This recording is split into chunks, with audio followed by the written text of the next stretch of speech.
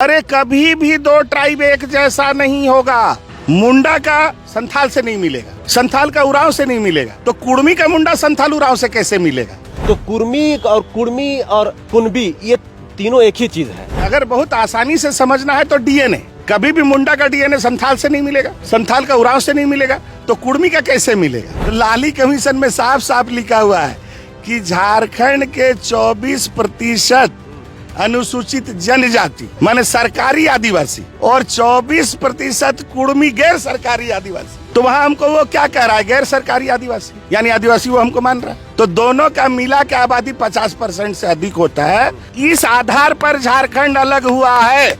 मैं नहीं बोल रहा हूँ, होम मिनिस्ट्री बोल रही है, लाली कमीशन बोल रहा है। झारखंडवा अलग करते समय कुर्मी को गिन लिए हो आदिवासी तरफ, और अभी देने पर लावा जैसा फुटफटा रहा है। क्या उस समय शेड्यूल कास्ट शेड्यूल ट्राइब था? नहीं था 1908 में।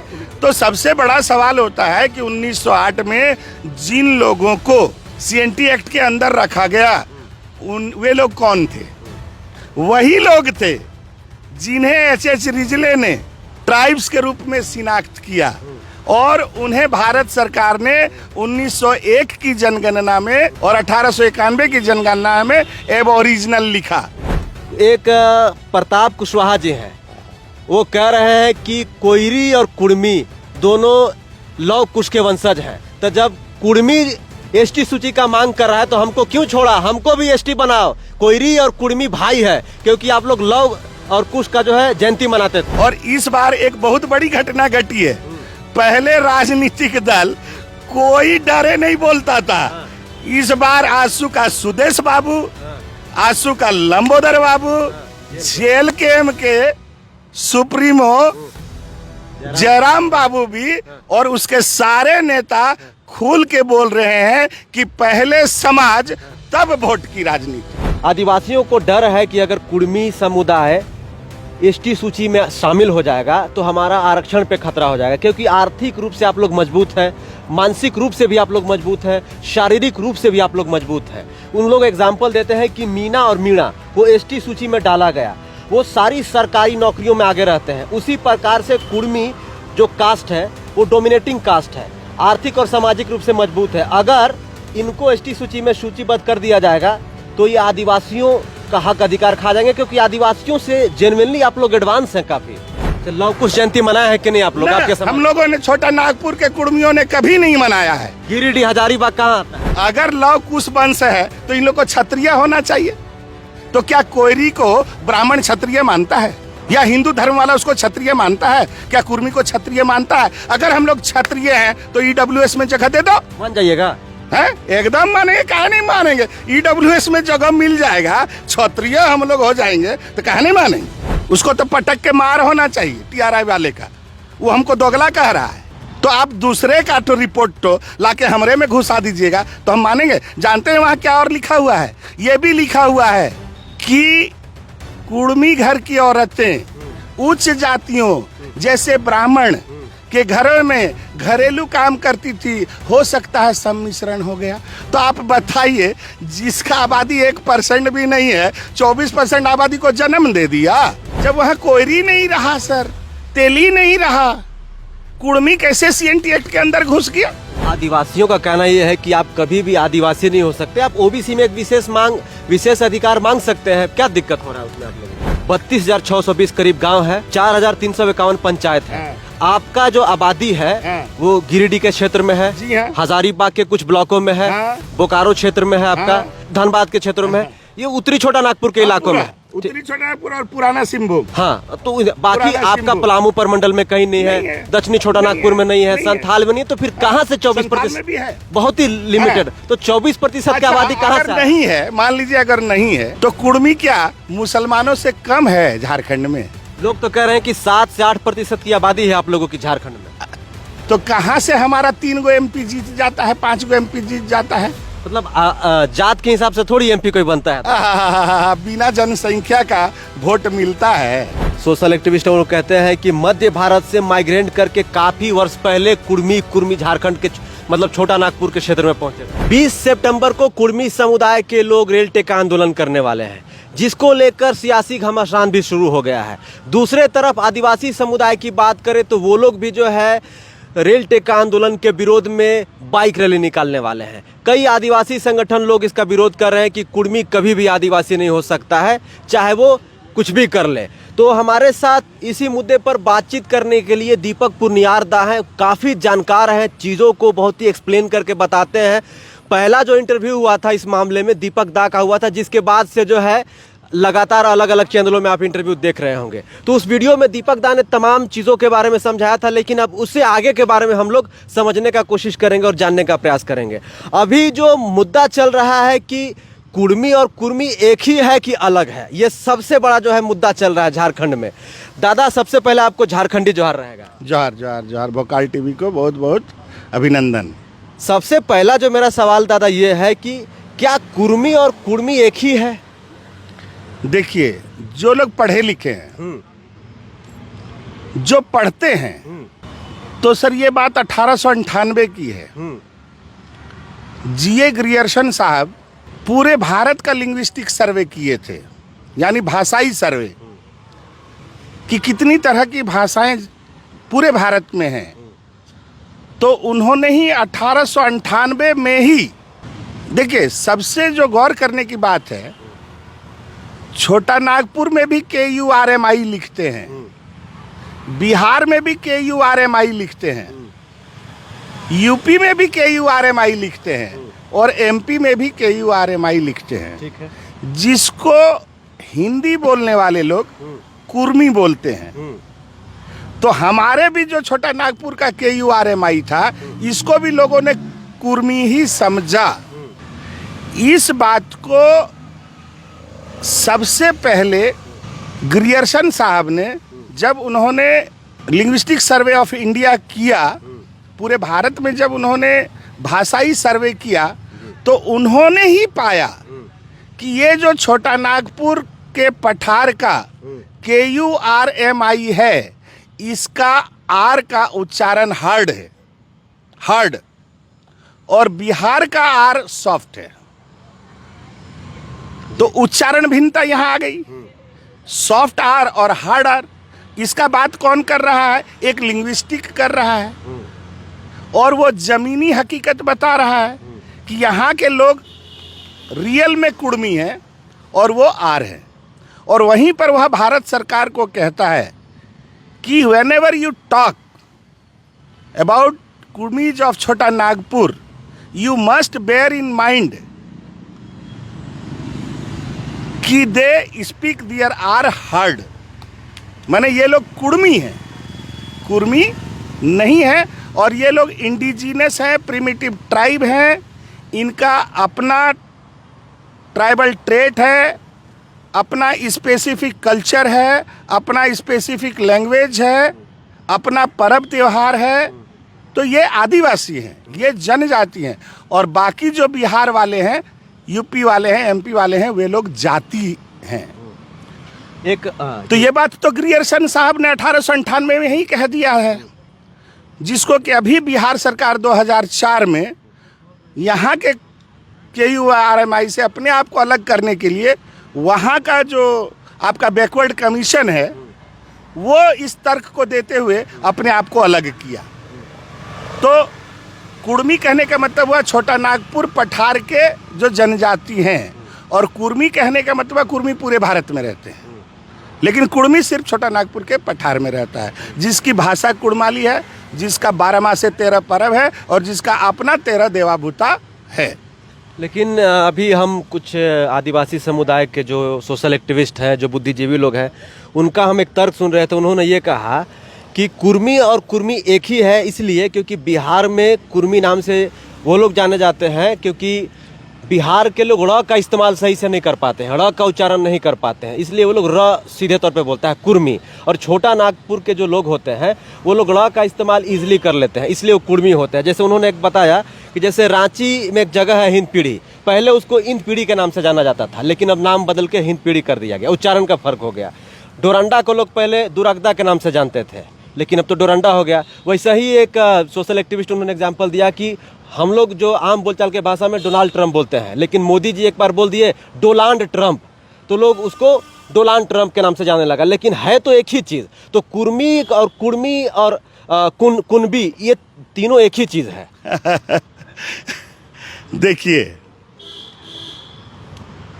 ट्राइब और कास्ट जी हम और आप नहीं समझ सकते हैं जी कि who is tribe and who is caste. ये आम आदमी नहीं समझ सकता है। समझेगा कौन? जो एंथ्रोपोलॉजिस्ट है।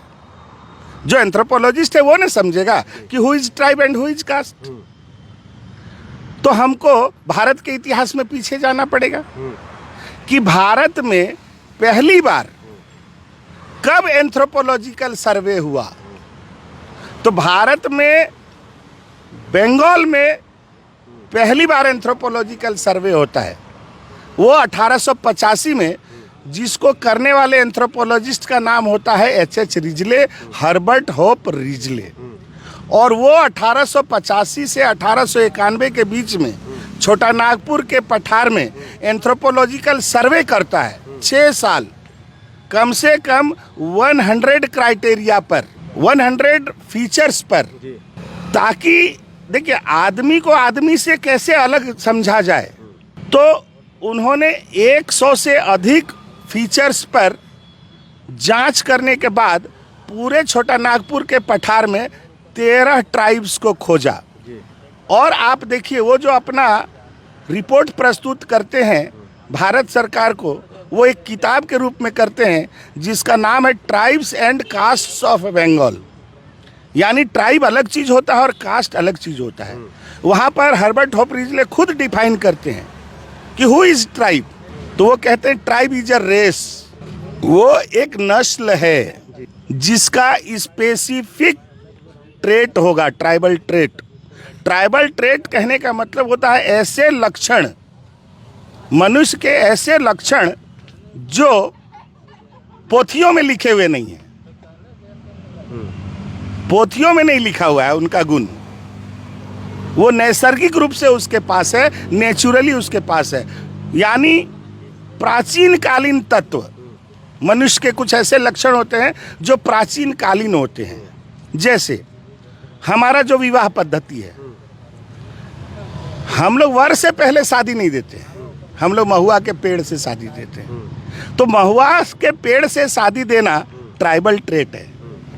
ट्राइब कुछ सोचता है, कुछ समझता है, इसलिए वो किसी क्रियाकलाप को करता है। जैसे हमारी औरतें खाड़ू पहनती हैं लोहा का, तो लोहा का खाड़ू पहनना एक सिंबल है। लेकिन ये कब से हो रहा है? ये भी लोग, आदिवासियों का कहना है कि हुआ क्या है, जैसे आप लोग लगातार कह रहे हैं कि हमारी जो परंपरा है, जो हमारी सभ्यता है, वो आदिवासियों से मिलती जुलती है।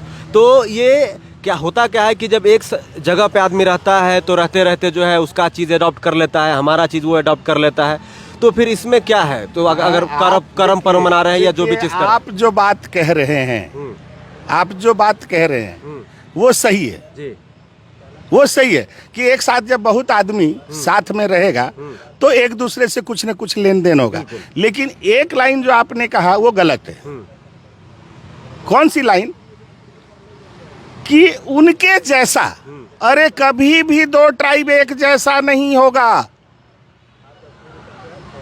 मुंडा का संथाल से नहीं मिलेगा, संथाल का उरांव से नहीं मिलेगा, तो कुर्मी का मुंडा संथाल उरांव से कैसे मिलेगा?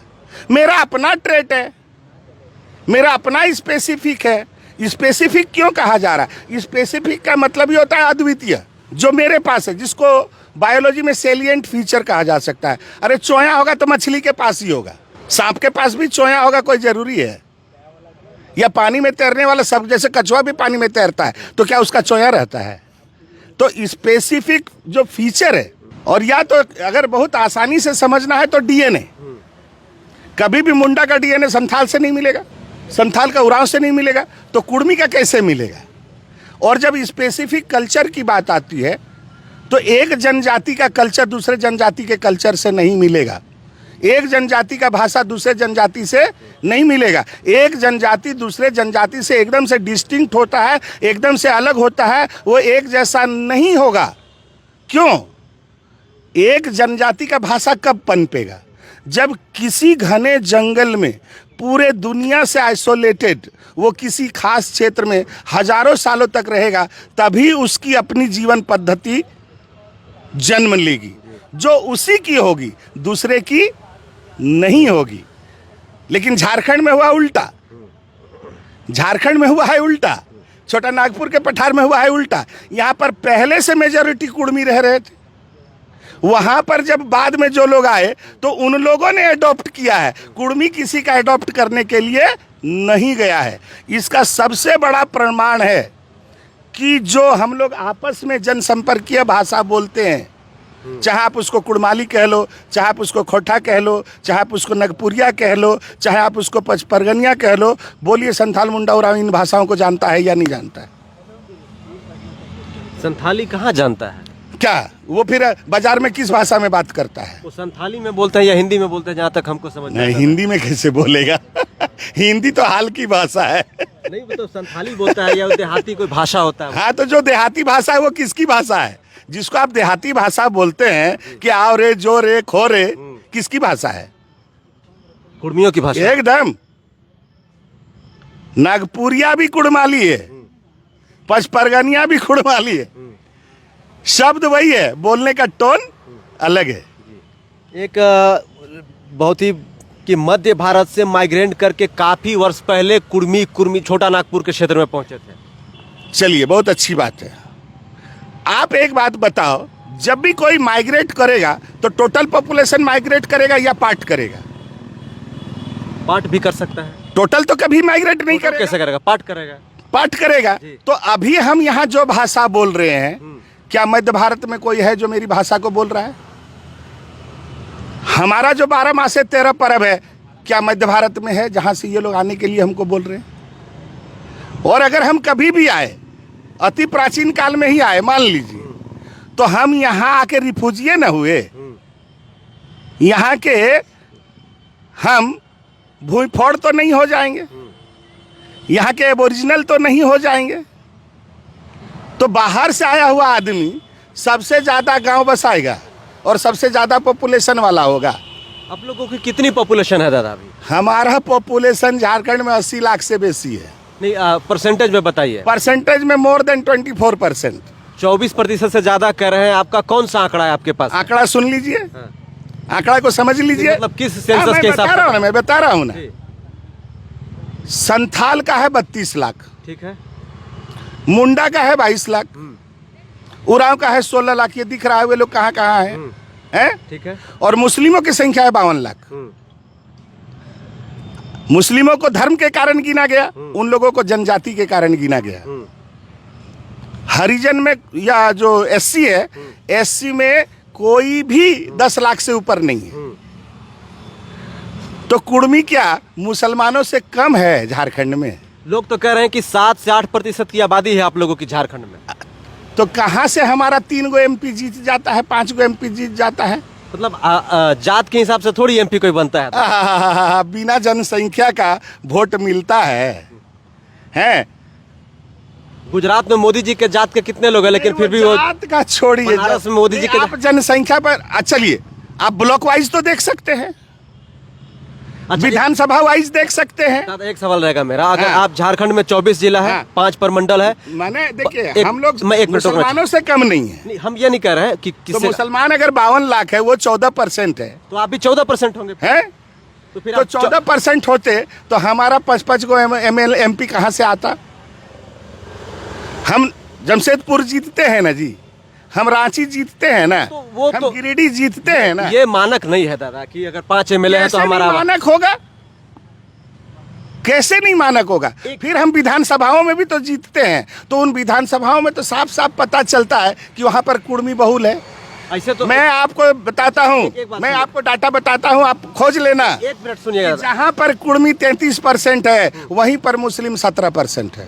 1 मिनट में आपको रुकना चाहूंगा। ये मेरा खोजा हुआ डाटा है। बिल्कुल आपका डाटा है। आप कह रहे हैं कि इसीलिए आप आबादी आपकी ज्यादा, इसलिए आपके 5 एमपी है। हाँ। लेकिन आप खुद कह रहे हैं कि 52 लाख के करीब मुस्लिम है। हाँ। एक भी एमपी क्यों नहीं है? साथ हाँ, ही सुन लीजिए, साथ ही साथ 3 गो विधायक है। हाँ। आपके तो 10-10 विधायक हैं। हाँ। तो इस आबादी का कोई मानक नहीं होता है एमपी और एमएलए बनने का, दादा मेरा ऐसा मानना है। और बात हम करते हैं झारखंड में 24 जिला, 5 प्रमंडल, 32,620 करीब गांव है, 264 के आसपास जो है ब्लॉक है, 264-63 है, 4,351 पंचायत है। आपका जो आबादी है वो गिरिडीह के क्षेत्र में है, हजारीबाग के कुछ ब्लॉकों में है, बोकारो क्षेत्र में है आपका, साथ में आपका धनबाद के कुछ क्षेत्रों में है, धनबाद में पूरा है, धनबाद के क्षेत्रों में है, ये उत्तरी छोटा नागपुर के इलाकों में, उत्तरी छोटा नागपुर और पुराना सिंहभूम। हाँ, तो बाकी आपका पलामू प्रमंडल में कहीं नहीं है, दक्षिणी छोटा नागपुर में नहीं है, संथाल में नहीं, तो फिर कहाँ से 24%? बहुत ही लिमिटेड। तो 24% की आबादी कहाँ से नहीं है? मान लीजिए अगर नहीं है, मान लीजिए नहीं है, जितना ही है, ओबीसी में कितना है? ओबीसी की आबादी बताइए, BC1 की आबादी बताइए। BC1 की आबादी 48% है। तो 48% कौन बना रहा है? क्योंकि BC1 में कोयरी भी नहीं है और BC1 में गोप भी नहीं है। तो यहां पर सबसे बड़ी आबादी किसकी है? BC1 में मुस्लिम की है या कुर्मी की है? दो में से किसी एक का होगा। और इन लोग मिलके 48% कर रहा है, माने 2.25 करोड़। तो BC1 लगभग 50% मान के चलिए। तो उस 50% में मुस्लिम अगर 52 लाख है तो कुर्मी कितना है? तो आदिवासियों का कहना यह है कि आप कभी भी आदिवासी नहीं हो सकते, आप ओबीसी में एक विशेष अधिकार मांग सकते हैं। क्या दिक्कत हो रहा है उसमें आप लोगों को? मैं एक बात बताऊं, आरक्षण इंपॉर्टेंट है या स्टेटस इंपॉर्टेंट है? लेकिन आपके लोग तो आरक्षण पे ज्यादा पढ़े लिखे लोग नहीं, आरक्षण कभी भी खत्म हो सकता है। क्यों? संविधान में जनजाति के कारण आरक्षण नहीं मिलता है। आप गौर करके संविधान को पढ़िएगा, वो इकोनॉमिक और एडुकेशनल बैकवर्डनेस में मिलता है। जी बिल्कुल। कोई जाति या जनजाति होने के कारण आरक्षण नहीं मिलता है। लेकिन स्टेटस, देखिए इन लोग कितना हल्ला कर ले, कोई भी CNT एक्ट कब लगा? 1908 में। उनके साथ मेरे ऊपर लगा कि नहीं लगा? बिल्कुल लगा। तो मैं अगर बाहर से आया रहता तो मेरे जमीन पर CNT एक्ट क्यों लगता? अब यहां पर आइए कि CNT एक्ट किन लोगों पर लगा? जी सवाल बनता है? क्या ट्राइब्स पर लगा? क्या उस समय शेड्यूल कास्ट शेड्यूल ट्राइब था? नहीं था 1908 में। तो सबसे बड़ा सवाल होता है कि 1908 में जिन लोगों को CNT एक्ट के अंदर रखा गया वे लोग कौन थे? वही लोग थे जिन्हें H.H. रिजले ने ट्राइब्स के रूप में शिनाख्त किया और उन्हें भारत सरकार ने 1901 की जनगणना में और 1891 की जनगणना में एबोरिजिनल लिखा। तो जब वे लोग एबोरिजिनल थे, मैं भी एबोरिजिनल था। वे लोग CNT एक्ट में गए, मैं भी CNT एक्ट में गया। तो मैं जब वहां कोयरी नहीं रहा सर, तेली नहीं रहा, कुर्मी कैसे CNT एक्ट के अंदर घुस गया? तो क्या वो पॉलिटिकली घुसा CNT एक्ट में? क्या इकोनॉमिकली घुसा? एबोरिजिनल का मतलब ही होता है सिंगल रेस।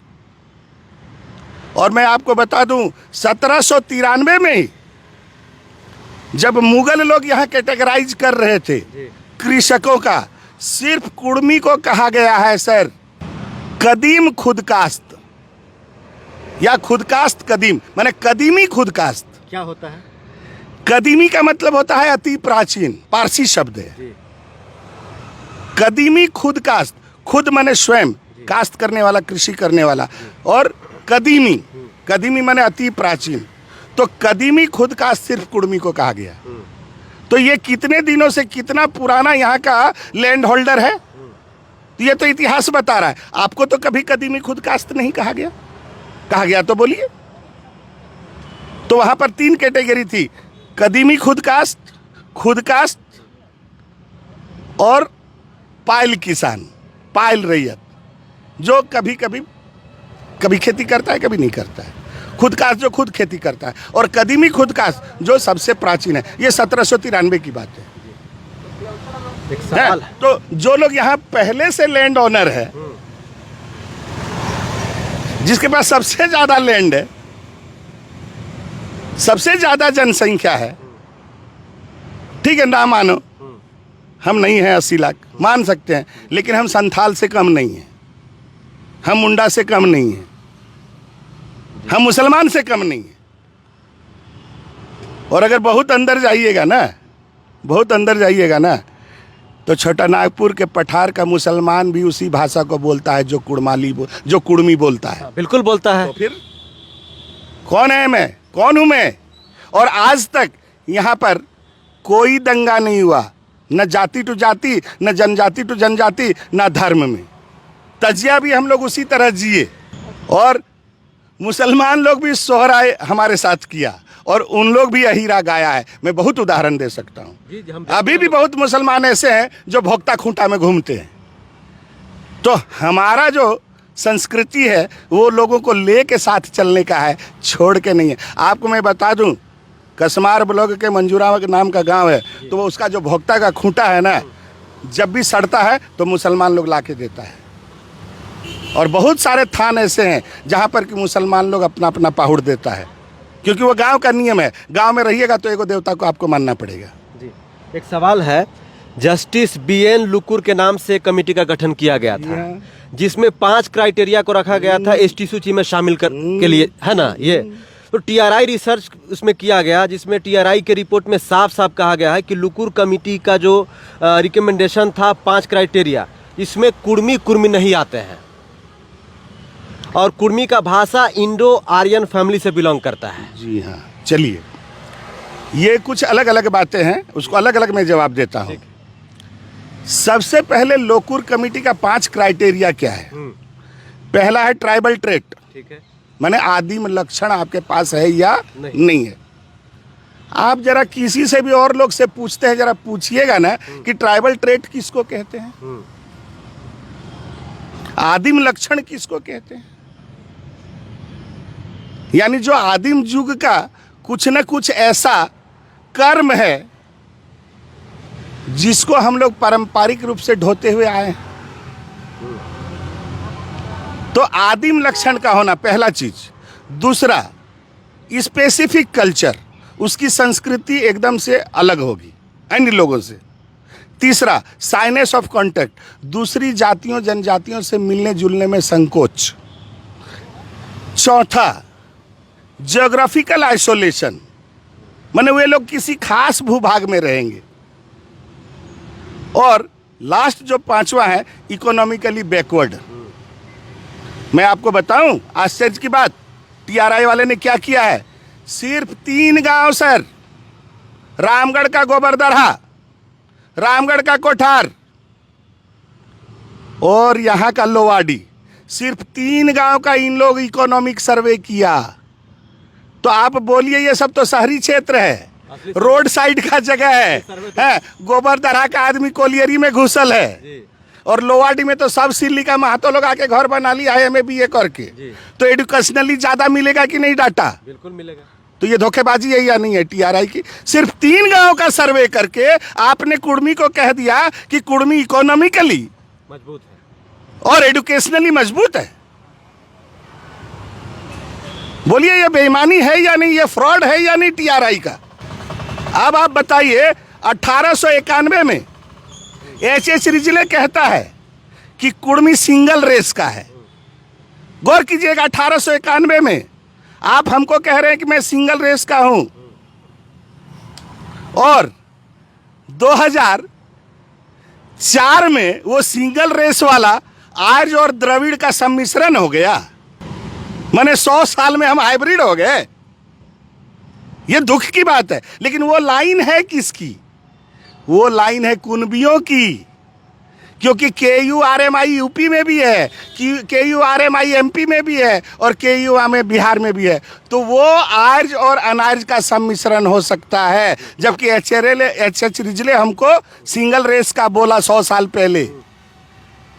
तो मेरा परदादा शादी किया कुर्मी से, मेरा दादा शादी किया कुर्मी से, मेरा बाप शादी किया कुर्मी से, और दीपक कुमार हो गया हाइब्रिड। तो आप दूसरे का तो रिपोर्ट तो लाके हमरे में घुसा दीजिएगा तो हम मानेंगे? जानते हैं वहां क्या और लिखा हुआ है? ये भी लिखा हुआ है कुर्मी घर की औरतें उच्च जातियों जैसे ब्राह्मण के घरों में घरेलू काम करती थी, हो सकता है सम्मिश्रण हो गया। तो आप बताइए, जिसका आबादी 1% भी नहीं है, 24% आबादी को जन्म दे दिया, उसको तो पटक के मार होना चाहिए टीआरआई वाले का। वो हमको दोगला कह रहा है। बताइए, एच.एच. रिजले एंथ्रोपोलॉजिस्ट कहता है सिंगल रेस का एबोरिजिनल है 1891 में, और आप हमको 2004 में हाइब्रिड बना दे रहे हैं और कह रहे हैं महाराष्ट्र से आया हुआ है, और महाराष्ट्र से आके इतना बड़ा साम्राज्य बना लिया, शिवाजी का वंशज हो गया।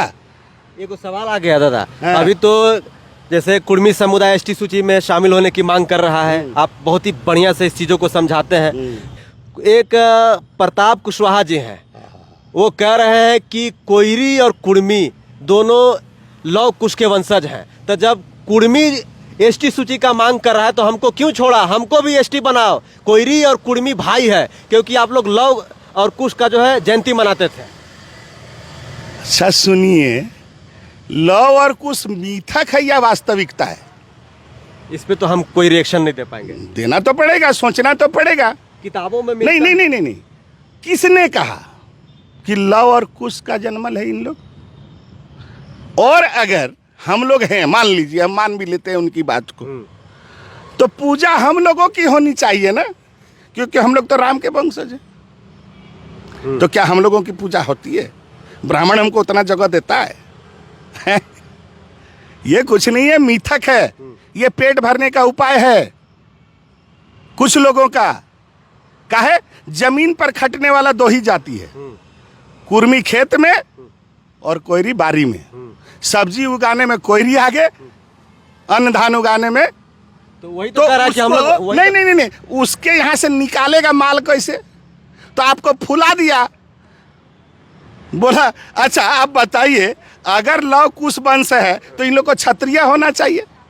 तो क्या कोयरी को ब्राह्मण क्षत्रिय मानता है, या हिंदू धर्म वाला उसको क्षत्रिय मानता है? क्या कुर्मी को क्षत्रिय मानता है? अगर हम लोग क्षत्रिय हैं तो ईडब्ल्यूएस में जगह दे दो, मान जाइएगा।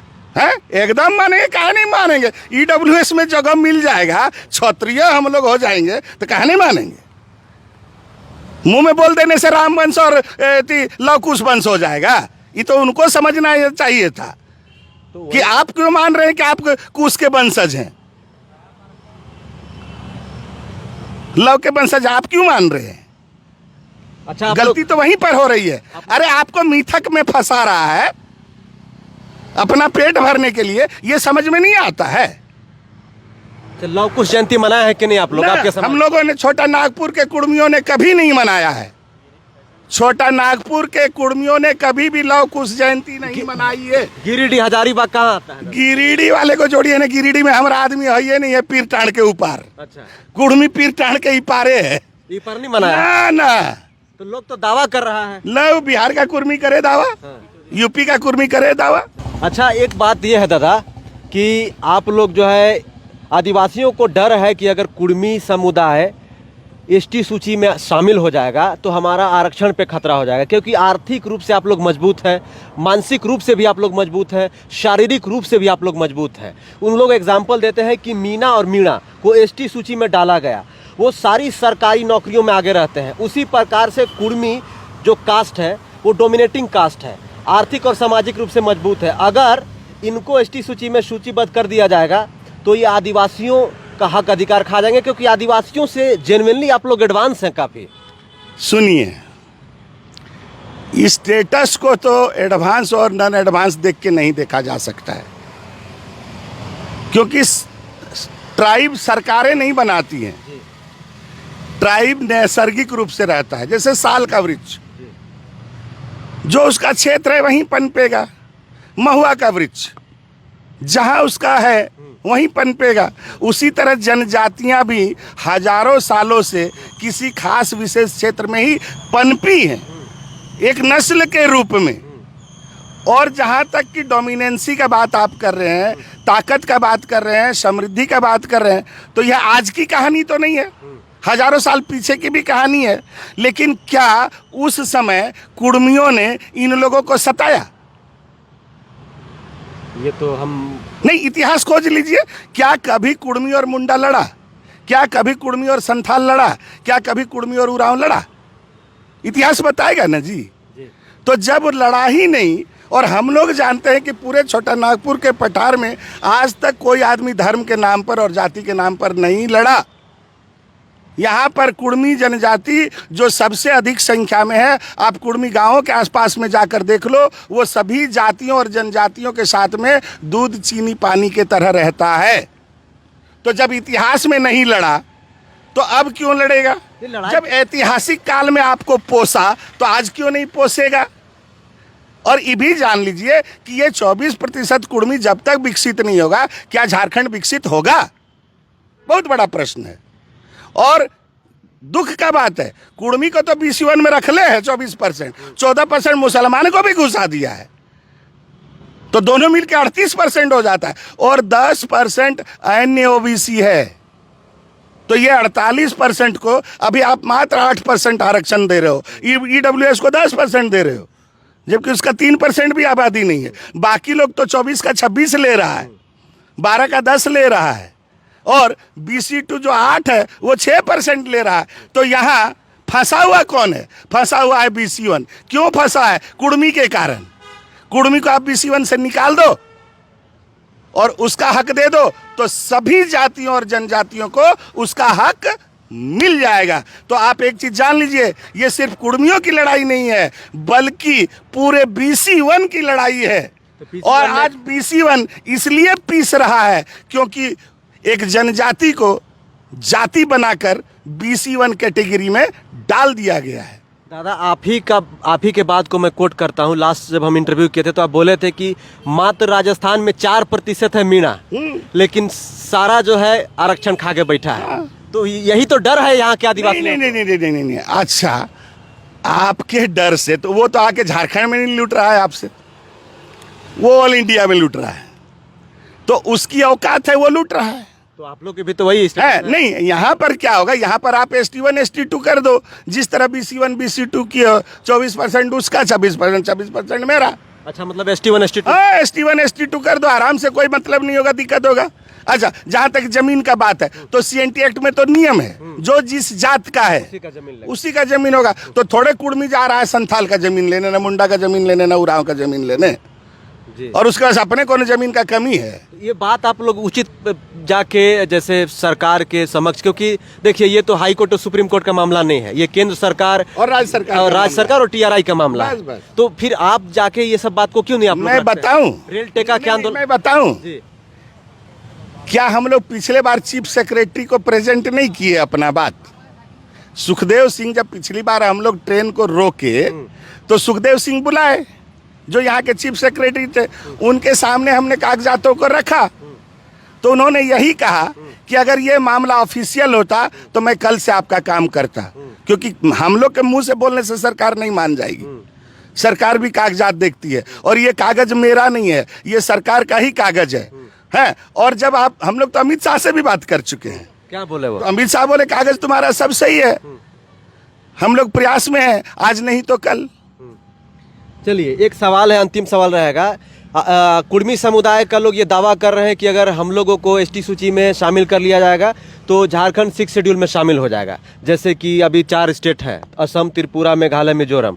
लेकिन ये दावा सही है कि गलत है? क्योंकि हमको जो जहाँ तक पता है 6 शेड्यूल के लिए पॉपुलेशन सिर्फ क्राइटेरिया नहीं होता है, क्योंकि असम में 50% से कम पॉपुलेशन है आदिवासियों की, त्रिपुरा में लगभग 32% की आबादी है आदिवासियों की, फिर भी 6 शेड्यूल में आता है। तो ये जो आप लोग दावा कर रहे हैं ये कितना सही है? सुनिए, उससे भी थोड़ा पीछे जाइए जी।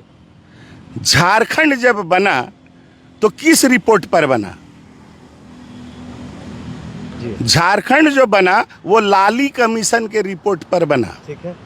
लाली कमीशन के रिपोर्ट का सेकेंड लाइन क्या है, दूसरा लाइन क्या है, और किस आधार पर बना झारखंड? झारखंड बना आदिवासी संस्कृति को बचाने के लिए, सीधी बात है, आदिवासी संस्कृति सभ्यता को बचाने के लिए। तो पहला लाइन साफ साफ लिखता है, सबको जरा आंख धो के पढ़ ले, जो लोग भकर भकर कर रहा है ना, भौकाली मचा रहा है, बोलिए आंख धो के खाली लाली कमीशन पढ़ लो, बहुत दूर का इतिहास मत जाओ। हैं तो लाली कमीशन में साफ साफ लिखा हुआ है कि झारखंड के 24% अनुसूचित जनजाति माने सरकारी आदिवासी और 24% कुर्मी गैर सरकारी आदिवासी। जी। तो वहां हमको वो क्या कह रहा है, गैर सरकारी आदिवासी, यानी आदिवासी वो हमको मान रहा है। तो दोनों का मिला के आबादी 50% से अधिक होता है। इस आधार पर झारखंड अलग हुआ है। मैं नहीं बोल रहा हूं, होम मिनिस्ट्री बोल रही है, लाली कमीशन बोल रहा है। तो झारखंडवा अलग करते समय कुर्मी को गिन लिए हो आदिवासी तरफ, और अभी देने पर लावा जैसा फटफटा रहा है। कब तक तुम रोक लेगा? आज नहीं तो कल, आज नहीं तो कल। तभी तक नहीं जब तक कुर्मी सोया हुआ है। और इस बार जैसा जागा है ना, और खास करके युवा वर्ग, और इस बार एक बहुत बड़ी घटना घटी है। पहले राजनीतिक दल कोई डरे नहीं बोलता था।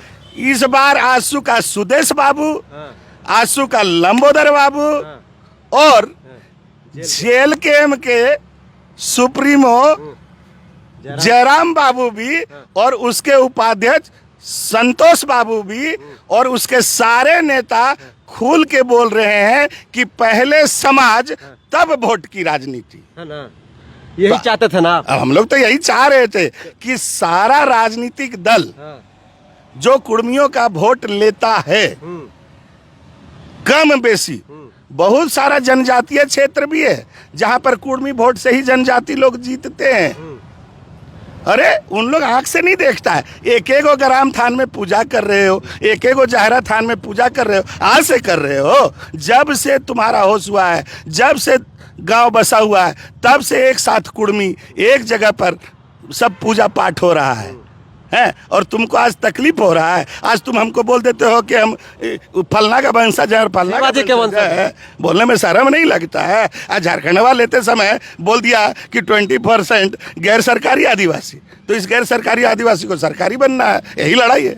अच्छा, खुद झारखंड मुक्ति मोर्चा अपना द्वितीय अधिवेशन में अपने संविधान में लिखता है कुर्मी को एसटी सूची में दर्ज करना है। और 1987 में झुंझुनू में कुर्मियों का बहुत बड़ा मीटिंग हुआ था, जिसमें राजेंद्र कुमार वाजपेयी जो कांग्रेस की महासचिव थी, और आपका ये क्या कहते हैं बूटा सिंह जो उस समय होम मिनिस्टर था, वो भी आया था। और उस बैठक में शिबू सोरेन जी, रामदयाल मुंडा जी, एनी होरो जी, उस समय के बीपी केसरी जी, जितने लोग थे उस बैठक में गए, है ना। आपके पलामू के जो सांसद थे वो भी, ये सभी लोग एक सुर में बोले कि कुर्मी जनजाति है, इसका अधिसूचन होना चाहिए। तो अगर आप जब तक नहीं मानोगे भैया, विकास का तुमको लाभ मिलने वाला है नहीं। और डेमोग्राफी बदल रहा है, जनसंख्या अनुपात बदल रहा है, बाहरी लोग धड़ाधड़ घुस रहे हैं, हर क्षेत्र का डेमोग्राफी बदल रहा है। नहीं कुर्मी वहां गया तो भैया अभी परिसीमन होने वाला है। अभी तो 22 के जगह 28 को सीट लड़ रहे हो, नया परिसीमन आने दो, उसके बाद देखोगे कि खेला क्या होगा। और जो अभी मैंने भका रहे हो और जीत के जा रहे हो और दिखला रहे हो कि हमारा अभी सीट दिख रहा है, 10% भी सीट बचने वाला नहीं है। बिना कुर्मी के जनजातीयता झारखंड में बचने वाली नहीं है। जोहार। एक मिनट, कहाँ रेल टेका आंदोलन में किस स्टेशन पे आप जा रहे हैं, आप खास करके? देखिए, हम लोग तो घुमक्कड़ है। घुमक्कड़ है। हाँ, हम लोग का काम है घूम घाम के बच्चा लोग को देखना कि हमारा बच्चा लोग सही सलामत है कि नहीं। गाली गलौज दे रहा है सोशल मीडिया। अरे कोई बात नहीं है। देखिए, मेला लगेगा तो एगो कहावत है कि बाजार किसेर गुल ना बुझबार भूल।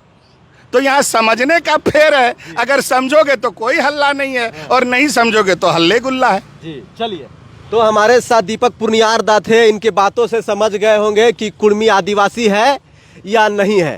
तो ये 20 तारीख को रेल टेका आंदोलन में भाग भी लेंगे, और इनका कहना है कि हर हाल में जो हमारी पहचान थी जो हमारी आइडेंटिटी थी उसको हम लेके रहेंगे। बाकी इस वीडियो को देख के आप क्या कहेंगे ज़रूर हमें कमेंट करके बताइए। बाकी लड़ाई झगड़ा मत कीजिए, सब आपस के लोग हैं, हम झारखंडी हैं, लड़ाई करने से कोई फ़ायदा नहीं होगा, मिलजुल के रहिए, सब समाधान निकलता है। जोहार, नमस्कार।